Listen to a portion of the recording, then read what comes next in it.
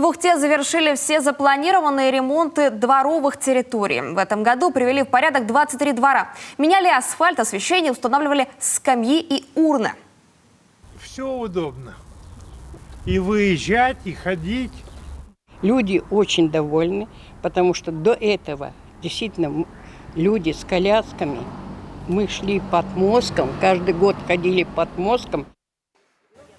Так, в 13 дворах установили 22 скамейки и 54 урны, а по 6 адресам дополнительное освещение. Благоустройство коснулось дворов и на территории города, и в микрорайонах. На эти цели из разных уровней бюджета было выделено более 37 миллионов рублей, в том числе федеральные средства, в рамках программы «Комфортная городская среда». Ухтинская мэрия призывает горожан активнее подавать заявки для участия в ней и дальнейшего благоустройства своих дворов.